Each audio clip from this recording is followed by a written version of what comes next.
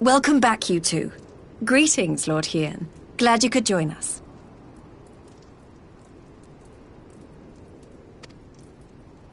Glad to be here.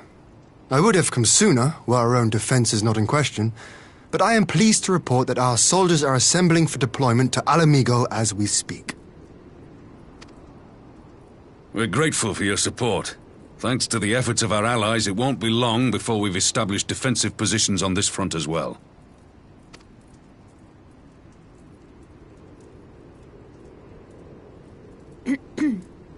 We have some good news too. Alphinaud has come back to us. As for the bad news...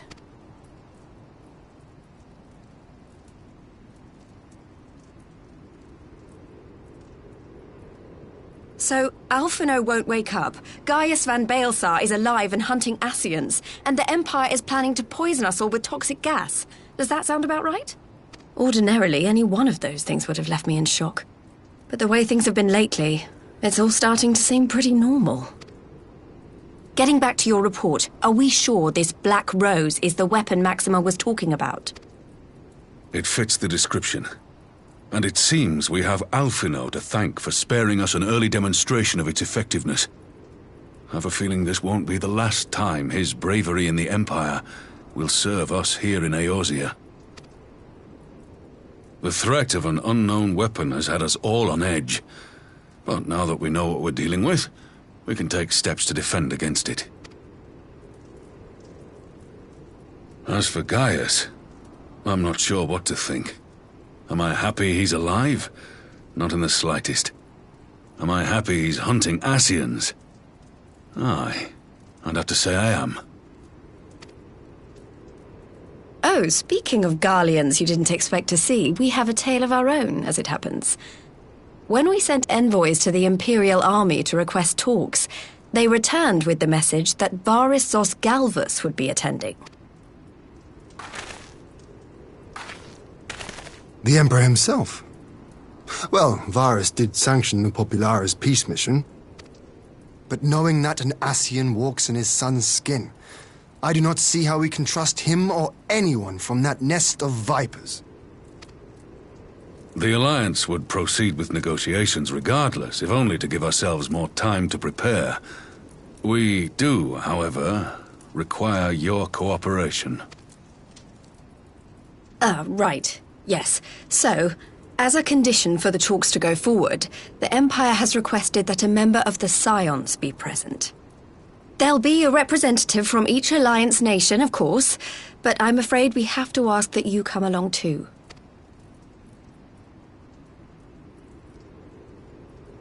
God, Lise, you know how much I hate politics. But then, what choice do I have? Alphinaud and the others aren't going to do it. Very well. I shall attend as the Scion's representative. In case you're wondering why I didn't ask you, the Empire also requested the presence of Eorzea's champion.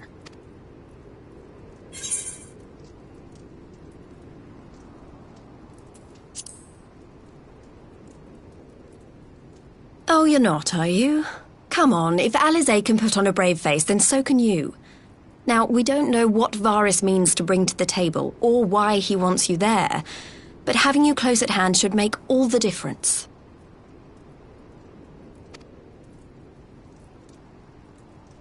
The meeting will take place on the border. Anticipating an early assault, we mean to position the bulk of our forces nearby.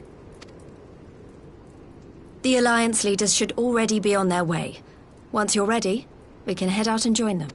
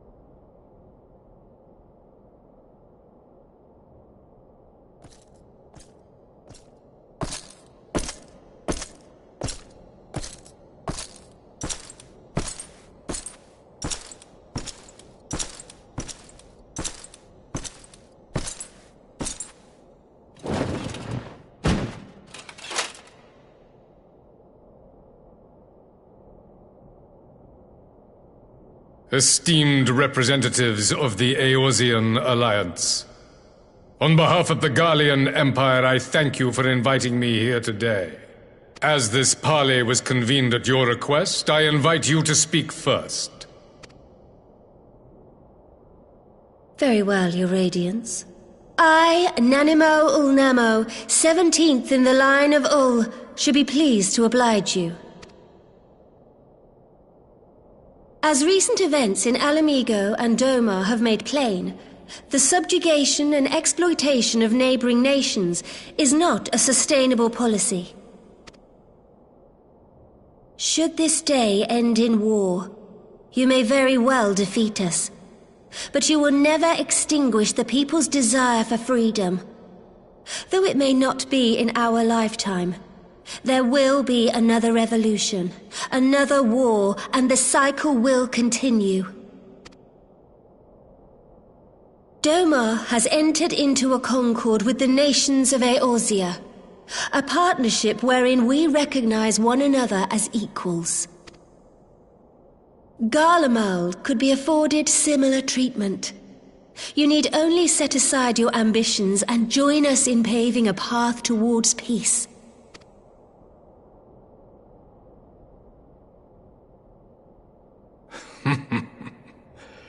You will not win me over with sophistry, Your Grace. As you know only too well, this alliance lacks the strength to keep the peace within its own borders. Even now, your struggles with the Beastmen continue unabated. Divided, you sow this fertile soil with the seeds of your differences and reap naught but discord and chaos for your trouble. Eorzea must be united under one leader, one purpose. I would offer you both and bring an end to your strife. With all due respect, Your Radiance, the only thing that you offered the people of Alamigo was fear and hopelessness. The citizens of Doma can also attest to the meager arms of Imperial rule. There is no purpose to be found in a life of oppression, each day more uncertain than the last. Our people are willing to die for their freedom. A great many already have, and countless more will, if we don't put an end to this madness here and now.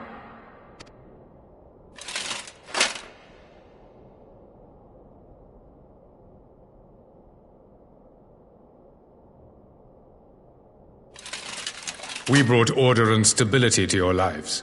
This madness and bloodshed is of your own making. You broke the peace, not Garlemald. Peace. Order. You kill our peoples, despoil our lands, take everything that is ours. And what? You expect us to lick the boot that grinds our faces into the dirt?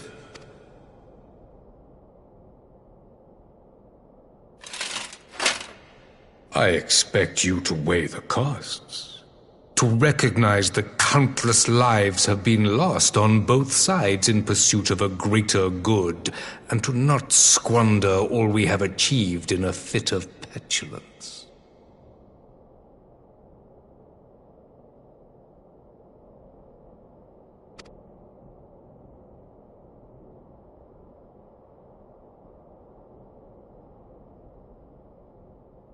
Your Radiance, I fear I can personally attest to the dangers of pursuing one's vision with such righteous fervor. For 1,000 years, the Holy See of Ishgard waged war with dragons.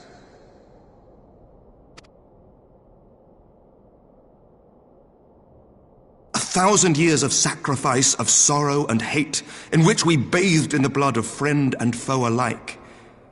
Had it gone on any longer, we may well have drowned.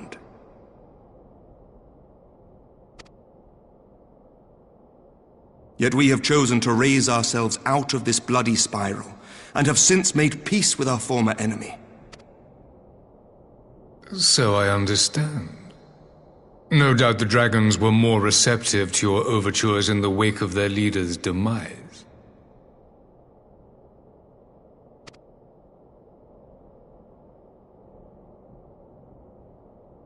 You speak of peace, yet use war to achieve it.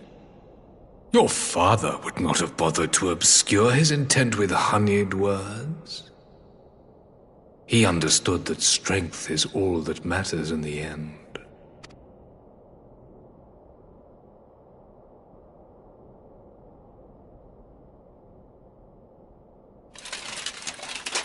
Without his clarity of vision, I can but wonder what will become of Ishgard and her people.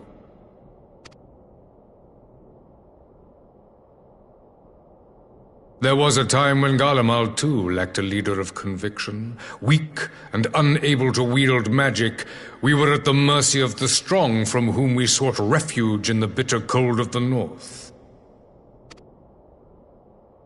Were it not for the discovery of Ceruleum and the subsequent development of Magitech, we might never have gained the power to take back that which was rightfully ours.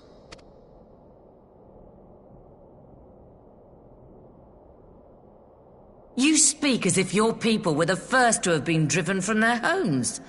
Limsa Lominsa was built by wayward souls in search of a place to call their own. On the shores of Vilbrand we found it. And from those humble beginnings did we grow and flourish. And all without robbing our neighbors of their liberty.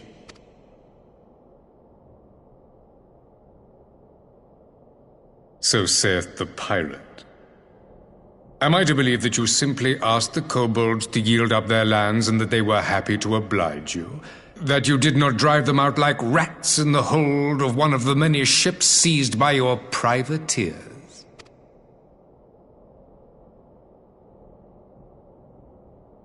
I will concede that after centuries of exile, reclamation may be mistaken for invasion. Nevertheless, it is not. And those who till stolen soil have no right to object when cast out in turn.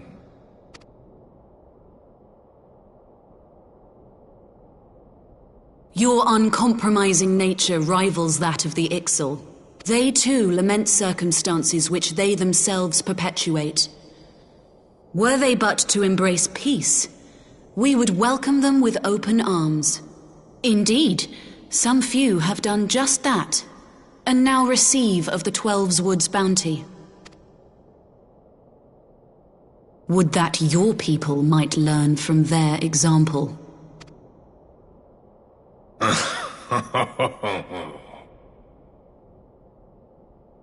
You dare compare us to the Birdmen? You who thought to invoke the 12 and threaten all of creation?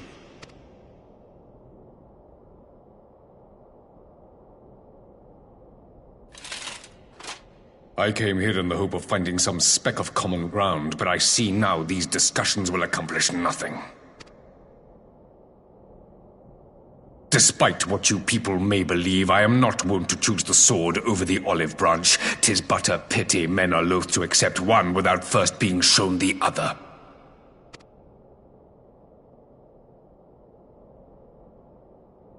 Wait! I beg you.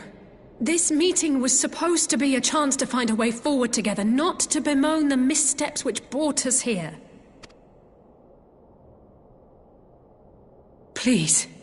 If you truly consider violence a last resort, there must be a way we can come to an agreement.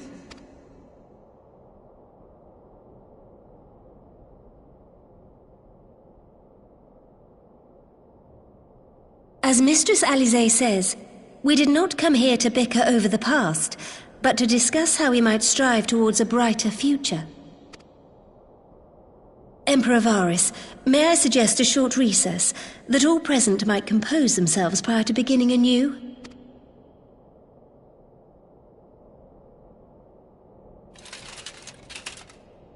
Very well. I pray this intermission will suffice to move these talks in a more constructive direction.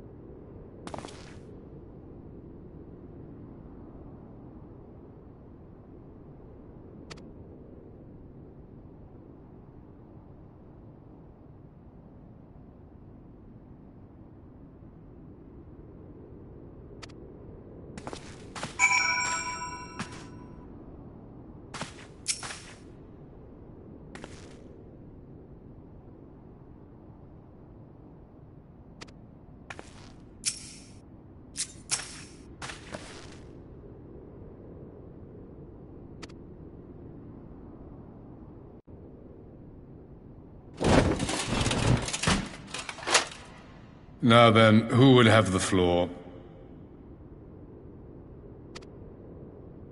Before we resume, I wish to offer you an apology. After you graciously accepted our invitation to discuss an armistice, we have done naught but rebuke you at every opportunity.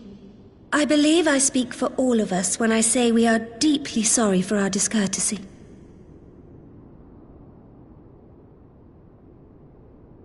I'll admit your familiarity with our affair surprised me, and served to remind me how little I know of yours. I think all here can understand the desire to reclaim one's homeland. But why expand further? That is my question. If I may, the answer can be found in the Imperial doctrine they took great pains to impart to my people. Recognizing the threat Icons posed the world, Solus Zos Galvus decreed that they were to be eradicated. To this end, he began a campaign to unite all lands under the Garlean banner. Or so we were taught. Yet the Emperor only reached the burn, the Baron said to have been laid waste by Icons, after conquering all the lands that lay between. What is more, I am quite certain the practice of summoning was not nearly so widespread in the days before the Empire's founding. When you put it like that, it all starts to sound like an excuse, doesn't it?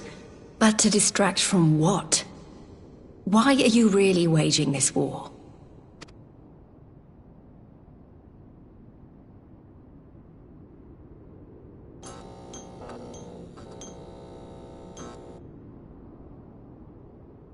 Finally, you ask the right question. I can but hope you heed mine answer and at last accept the righteousness of our cause. My goal is this: to return the world to the way it once was, the way it was always meant to be. In doing so, mankind will be made whole once more.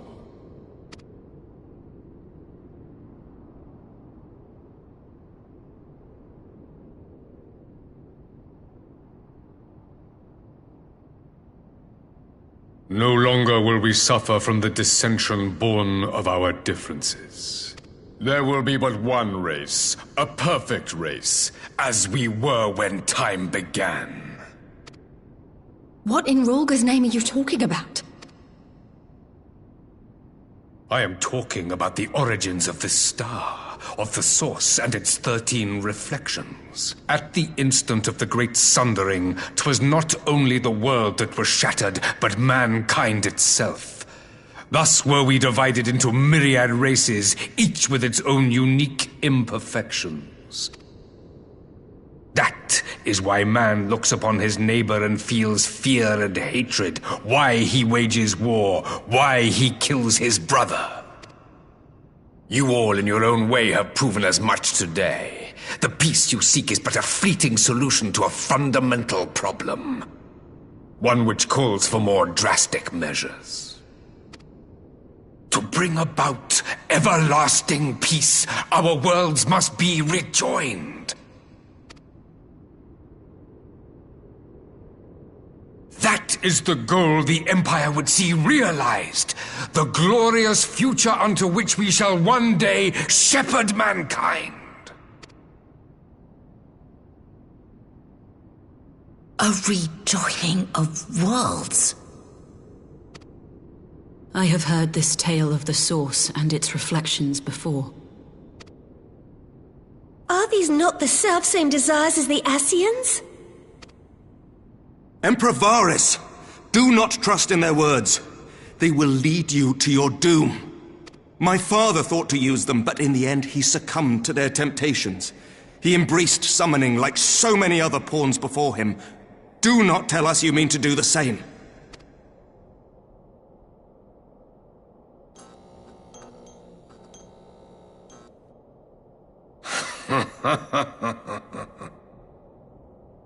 To be a pawn, free from the burden of choice, would be a blessing.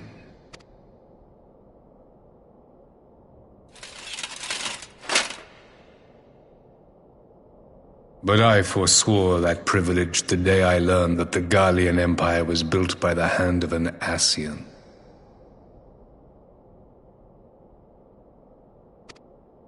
What?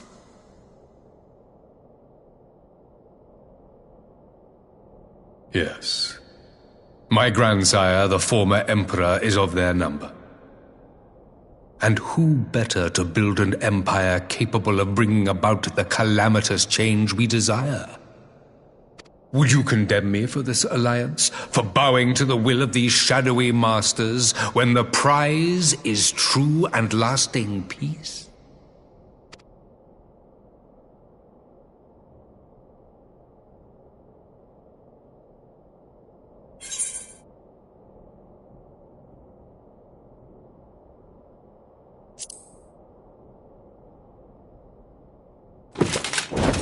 I come not to conquer, but to liberate. To free man from the prison of divergence. An army before whose might these servants of darkness and light would fly, as leaves in a storm, never again to meddle in man's affairs.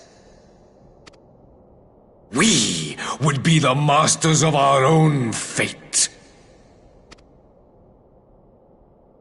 I bid you join me, not as subjects of Garlemald, but of a new nation. And together we shall win freedom for ourselves and generations yet unborn. You want to trigger another half-dozen calamities? You can't be serious! Have you forgotten how many died? There will be no one left! Do you truly imagine we would aid you in your bloodletting? It is unthinkable, unconscionable.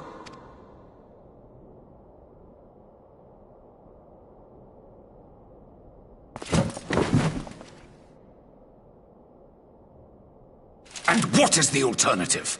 To be as cattle waiting for slaughter? I would have us work together that we might take fate into our own hands. Into your hands, perhaps. But what of the other worlds, your radiance? With every calamity, you obliterate a star and every soul that dwells on it. To the Ascians, we are all but tiny, momentary specks within an indifferent universe. We cannot hope to oppose them until we have been made whole once more.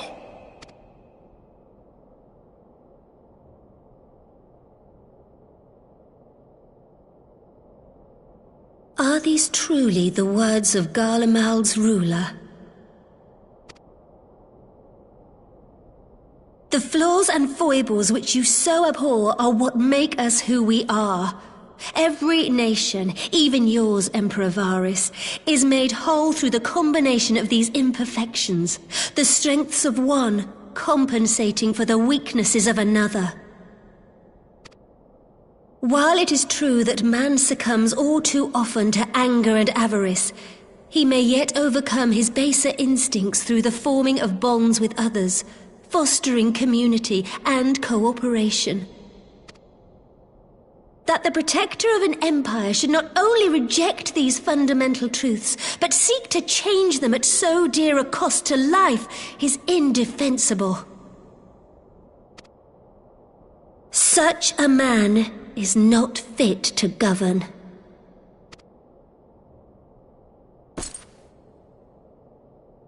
And you, warrior of light, would you refuse me as well?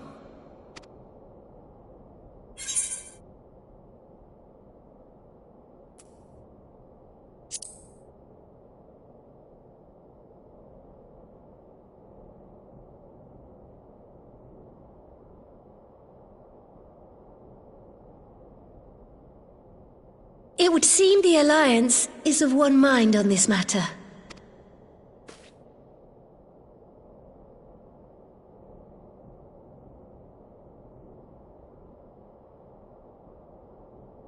You Eorzeans never cease to disappoint me. Though I suppose I have only myself to blame for expecting more from savages.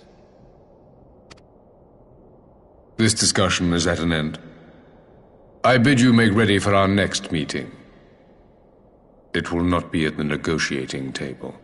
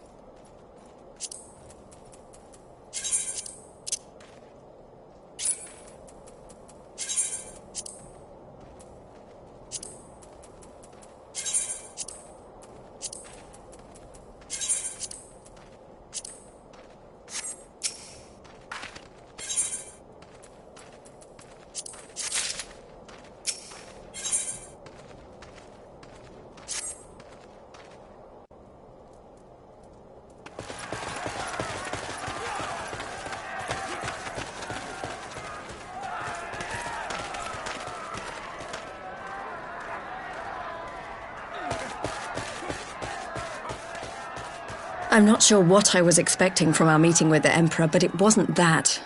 Still, at least we know now what he's really after. Aye, a future built on a mountain of bodies. I too want the Ascians dead, but not at any cost. The last of the reinforcements from Dorma arrived not long ago. I pray it will be enough. Given the Emperor's stated goal, this is a battle we can ill afford to lose.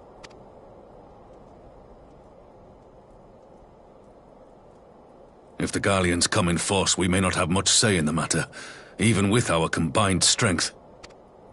We knew from the first that the odds would be against us. But if there is even the slightest chance of victory, we must do everything in our power to seize it.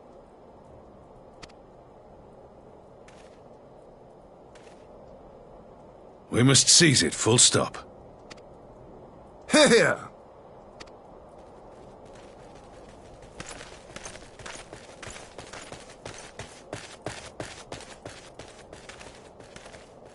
The two of you are to join an irregular unit and support the main host. I won't bother asking if you're minded to fight. After coming this far, how could I not? And for once, there's no one around to countermand me. Not that they would. But we all know who really make the difference. Ready to frighten some Garleans? I wouldn't want to be on their side. Might I ask you to accompany the Dorman contingent? They are strangers here, and your presence would do much to raise their spirits.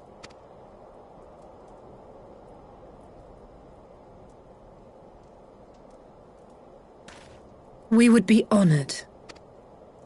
When our people stride out with you in their midst, I dare say the Eorzeans will feel an ilm taller themselves. High spirits have a way of spreading. What I wouldn't give to join you. But my duties as field commander will not allow it. I'll leave the front lines in your capable hands.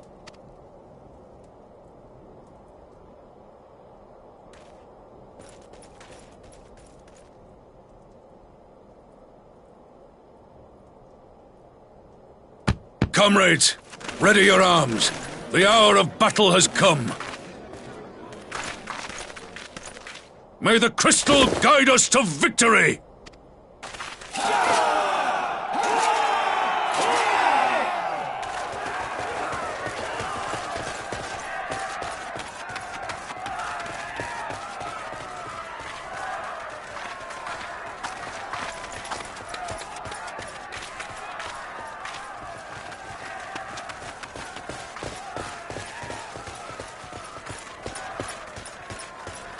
Since the others couldn't be here, we'll have to fight twice as hard.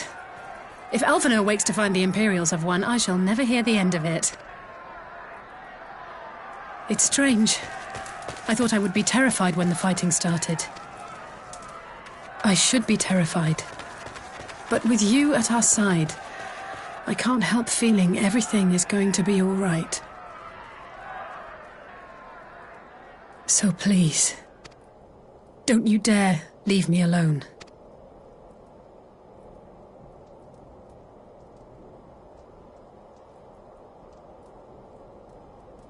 No matter what happens, we have to survive together.